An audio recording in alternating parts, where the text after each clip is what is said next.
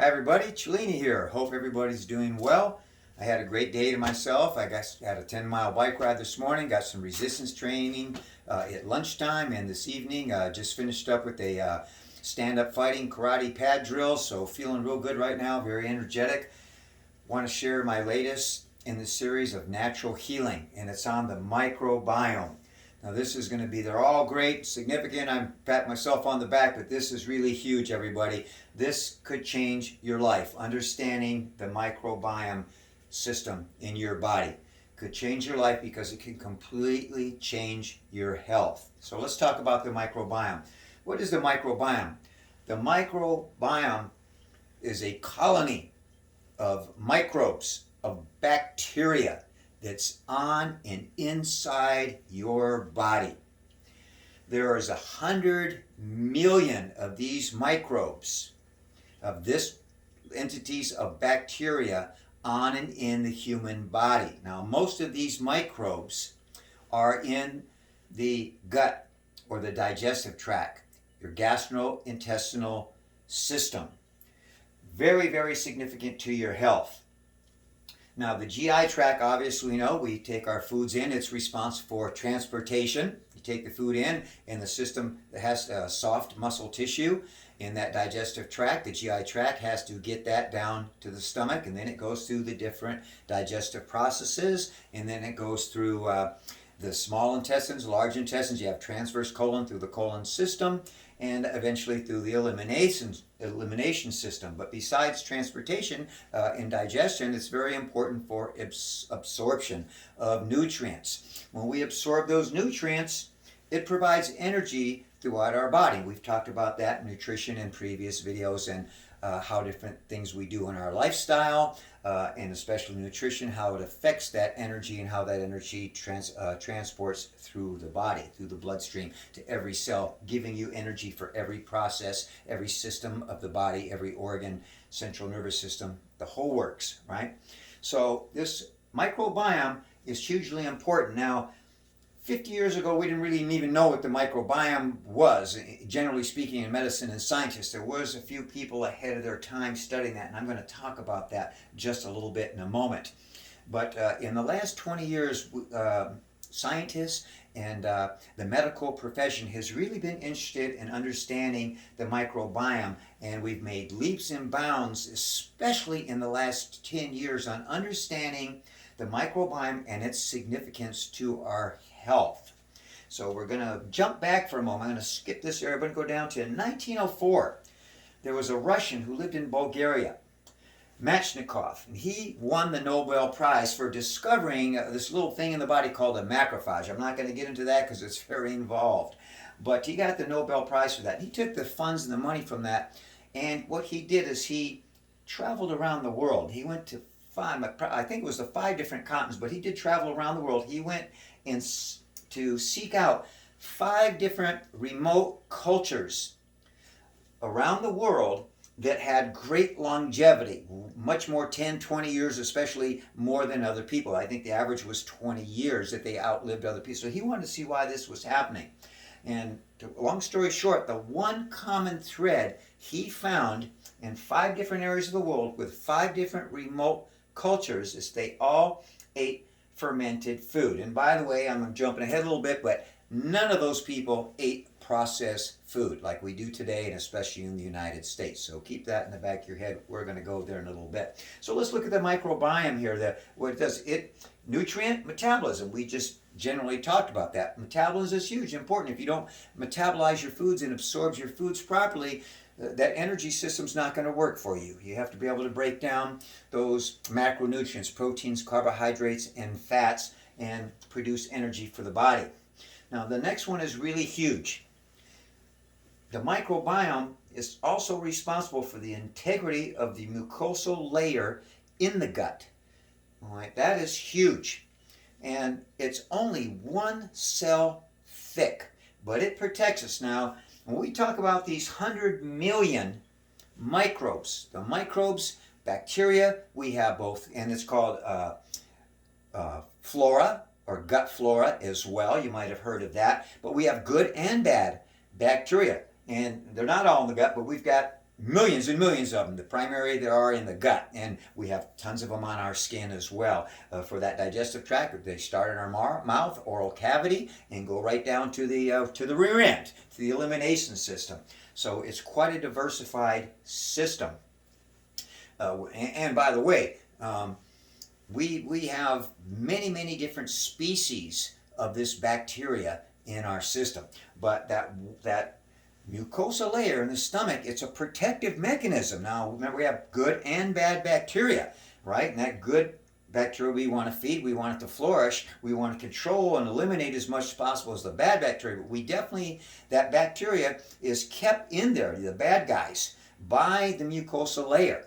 Now, there's a thing called leaky gut, and I'll talk about it a little bit, but if that mucosal layer is not protected and it gets a leaky gut or gets holes in it, becomes permeable, which basically just means that those bacteria can travel through and get into your bloodstream, into your system, travel to all different systems and organs of the body and any cell in the body, and produce illness and disease. So very important, and it maintains the microbes. If you keep a good microbiome, a healthy microbiome, you will maintain that mucosal layer. It'll be healthy, and nothing that will get through that's not supposed to get through to other areas of the body. So very significant. Immune system regulation. In a nutshell, it protects you. It regulates your immune system. So that's huge for not getting illness and disease. So we want to keep that microbiome very healthy. It regulates your health as a result, right?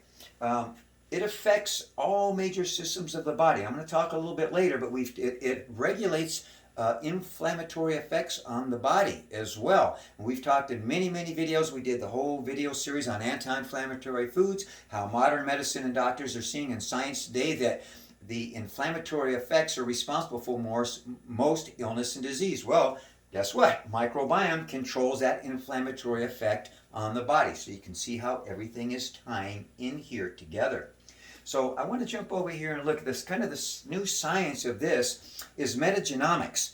And what this is doing, it's a study of genetic material, of microbes, of microscopic genetic material, right? In this case, we're looking at the microbial units, those microbes, those little microscopic microbes, right? They live in communities, and as I mentioned, there's different species of these communities too, as well. Very communal. They do many different things. Each species does something different affecting your body. Number one factor affecting your health is that microbiome, as I just mentioned, keeping it healthy. We want a healthy microbiome. It controls inflammation. Again, I'm being a little repetitive, but I mentioned I have it in two places. Again, inflammation causes disease. The microbiome diversity that I mentioned there, we have different species, is very important. Now, in the United States, and I'll talk about why in a moment, most people in the United States have somewhere around 1,000, 1,200, 1,500 would be high as far as species diversity of these microbes in their microbiome. Right?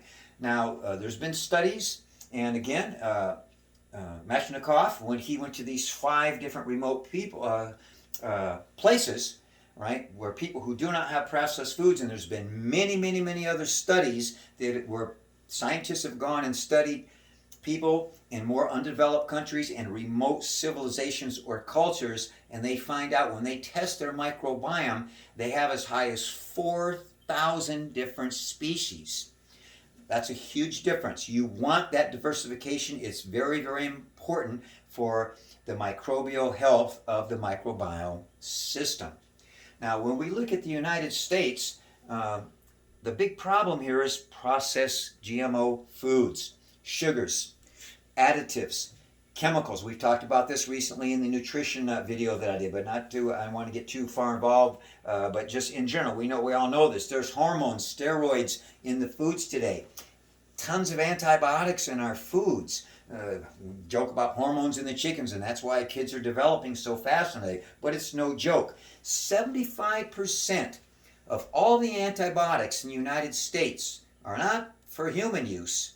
They're used in animals, right? In developing animals for food sources. So when we eat these animal products, we're getting these, unless you get organic, fed, grass-fed beef, that type of thing. But otherwise, we're going to be consuming these antibiotics, not good. Environmental pollutants, stress, physical and mental stress. We know that stress, negative stress, really affects the microbiome negatively. It decreases the good bacteria and it increases the bad flora or bacteria. So we all know the effects of stress. It's not rocket science. I've talked about it in many videos. Leads to many illnesses and diseases. But we're seeing now that the effect is caused by the microbiome being imbalanced, disturbed. Now again, we talked about this natural healing series. I've talked about Chinese medicine, natural holistic methods, the Indian Ayurveda, where you use natural sources. Well, guess what? What's the most natural source thing you can do to affect the microbiome? Nutrition, diet, good natural foods, organic foods, healthy foods, non-GMO, non-processed. All this processed food, the sugars are junk, they are a poison to your system. We've talked about it, and they kill and destroy good bacteria in the microbiome, giving you that imbalance leading to illness and disease. So obviously not a good thing. We've talked about this before, sleep, rest, and recovery, right? How it affects our health, how it affects digestion, how it affects every system in the body. Well, guess what? Not rocket science again. They do studies and see that people that are sleep deprived or not getting enough sleep, that when they look at the test of microbiome, again, they're going to have lower number of species. So that's a direct correlation, and again, direct correlation to our health.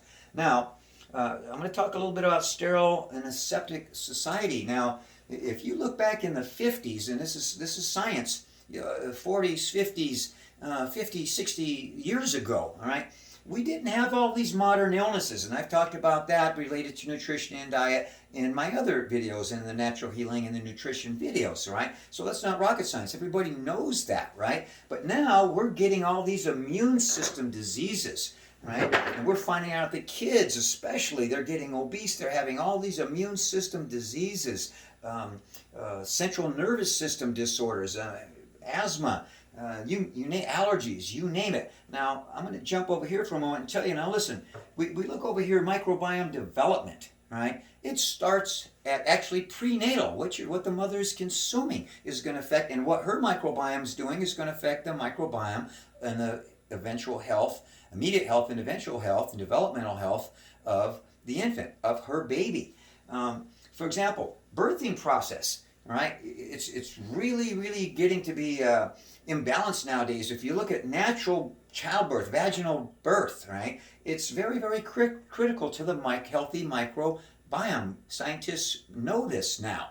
All right, C-sections have been very popular. Now, sometimes it's a necessity, but 1 out of 3 women in the United States today have C-sections. That's an alarming figure. I just found that out recently myself. It's amazing. But what's happening to the babies, and we see this with child development and all these immune system diseases that are on the rise in young kids, autism especially, another one that's growing real big, is that when the baby doesn't get that natural birth, when the natural birth canal, that baby is getting literally covered in these microbes, right?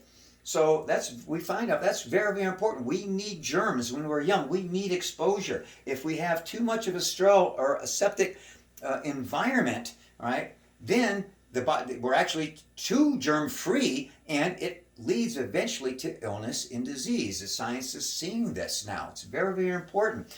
Matter of fact, the medical world has been moving now. When there is a C-section, they'll take swabs and they'll take vaginal fluids and they put them in the baby's mouth, on the baby, and all over the baby, right? So that baby can get those microbes from the mother. That's very important. Breastfeeding versus formula. There's another way that they're getting those microbes from the mother.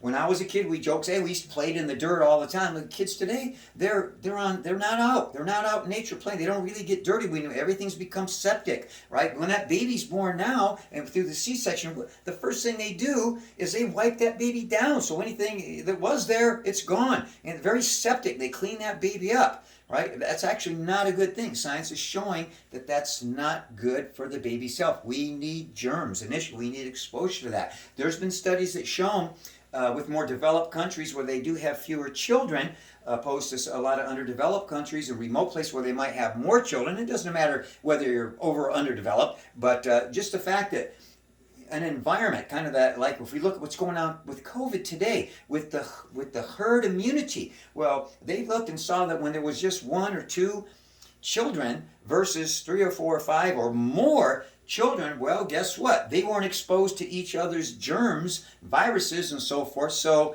their immune systems did not develop it well. When they looked at those kids' microbiomes, they weren't as diversified. So it's very, very significant to look at these studies.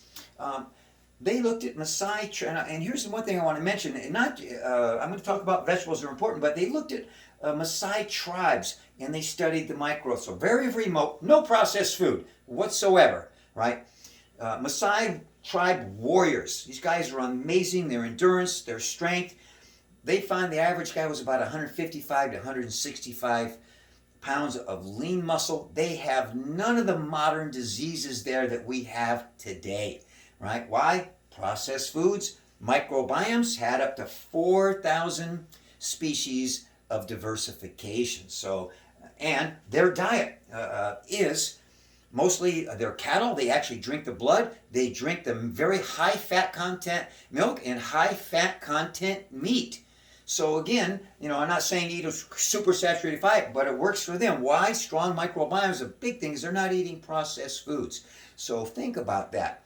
All right, it might be safe. They're looking now at these meat diets and things, but I'm not saying that a vegan diet is great for you. Fiber, we'll talk about that. But just they've done studies and replicated them, and they're showing that. Pacific Islanders, they have a group that has something like 500. These studies show this something like 500 species or types, variations of sweet potatoes, of yams. Right, so a super high carb diet, a lot of fiber there. Very significant, right? So once again, they don't have all the modern diseases, immune system diseases that we have, and super amounts, those high up to the 4,000 level of the diversity of species of microbes in there, or bacteria. So very significant. They did a 7-day study. They looked at a study, and they've replicated this many times. They look at just average 7-day, usually it's up to 10 at the most, but average 7-day treatment of antibiotics to humans. Okay,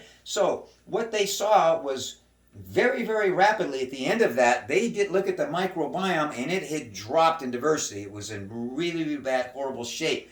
The real significance of this study is that it was a long-term study. It took these individuals up to a year for their microbiome to recover with healthy, good diets that feed the good flora. So really, really significant. We want to stay away from antibiotics. If you look at most surgeons now, most places where they're doing surgeries, they are trying to, the medical profession is finally realizing that science, waking up and saying, hey, antibiotics, only in emergency situations. Don't hand them out like candy because they destroy the microbiome, which, as we can see today, is huge for our health. So we're changing. We're changing slowly. You can change right away. They did a lot of studies with mice and rats, and what they do is they breed these germ-free mice and rats, and they do different things with them. Well, guess what? They found germ-free. So they don't have a microbiome, really, in a sense, right? There's no good bacteria in there. They just germ-free. And what happens is they put them through physical and kind of mental stress things where they had to get out of little boxes and things, and even just running on the treadmill. But the consensus of these studies, and they've done many, is it showed that without that microbiome, without that good flora, these mice could not handle the stressful situations, and they became very, very anxious, very nervous, very stressed. And they also did a study where they took from autistic human beings, they took the germ-free mice, they took the microbiome from the people with autism, gave them to the mouse, and well, guess what? Yes, those mice just started displaying autistic behavior very, very rapidly. So really significant. You can see how this microbiome affects. They took germ-free mice, and they took, again, part of the microbiome. They took they did transfers and transplants of the microbiome from humans who were obese and humans who were thin. Well, the results of those studies, which have been replicated as well, showed that when they took the microbiome from the obese people and put them in a germ-free normal rat, it became obese. When the normal rat, and germ-free, but they gave them the thin one, they stayed thin. So that goes to show you how microbiome obesity is not just related to just eating too much, right? You might be on a good calorie program and exercise, and maybe it's not the right foods that are going and affecting the microbiome, and that's where science is now saying that is the cause of obesity. So many root illnesses and diseases, they're saying now, waking up and saying it's the microbiome that's affecting us, everything, that inflammatory effect, which affects leads to all illnesses and diseases. So very, very significant here, everyone. Oh, another really interesting, they took and put these rats, the germ-free, they put them on processed food diets, like all the junk that people are eating today. And guess what? Overnight, these rats became insulin resistant and obese. So there's rocket science for you guys. They also looked at human beings that were given Prozac, they did studies, versus probiotics, right? And they found that people that were taking the drugs, the Prozac, with a lot of side effects for depression and anxiety, versus the people that took probiotics. The people that took the probiotics, they had the relief from all those symptoms, right? And the other people got relief, but they had side effects from the drugs and were dependent on the drugs. So again, natural healing, guys, natural healing. All right, probiotics are very, very huge. I put down here probiotics. That's found in high fiber foods. They feed the gut. Okay, probiotics. That's become a big thing right now. You can get that in supplements, but basically fermented foods, as we mentioned in the study for Machnikov, found in all those 5 remote groups that the one different thing they were doing is they were eating fermented foods, the kimchis, the kefirs, anything fermented, anything pickled, those type of things. So those are very, very good probiotics for your body, for your system. So the fiber is very important because what it does is it produces short chain fatty acids, and I'm not going to go into the science of that, but they have a very, very significant effect on our health, on absorption of food, digestive tract, so on and so forth. So very, very important here. Microbiome development, again, we said birth, early exposure to germs, that's important. Environmental exposures. There's a hygiene hypothesis that says we need exposure to germs. That's the new thing. We do. We have to have that exposure. We get too septic, a too sterile environment, and the microbiome is not going to be healthy. So that's nature's way of, hey, you got to have that exposure so you can fight them off naturally later without a bunch of drugs. So the good news is this system changes. The microbiome can change literally, I mentioned in the studies of rats, positive or negative, overnight. It all depends on whether you're doing good nutrition or bad nutrition, if you're feeding the good bacteria or the bad bacteria. So again, coming back to my last video, nutrition, you are what you eat, guys. This is so huge. So boy, during the week, I'm the celibate monk of nutrition, and I just treat myself on the weekend with moderation. So that overall consistency with a good, healthy nutrition, natural foods, is going to feed the good bacteria, and you're going to be healthy. You're going to eliminate illness and disease. So that's the good news. You can turn it around overnight. It's your choice, and you can make that choice, and you can start getting rid of all these illnesses, diseases overnight just by improving nutrition, which improves the microbiome. So again, real natural foods, vegetables, high in fiber, prebiotics, probiotics. Natural healing, everybody. So, microbiome. Hope I didn't get too long-winded, but this is huge. The science is showing this is the way things are moving, and anti-inflammatory effect. That's always huge. Hope you enjoyed, everybody. Please hit like, please subscribe to my channel, and look for the next video in our natural healing series. Cellini out.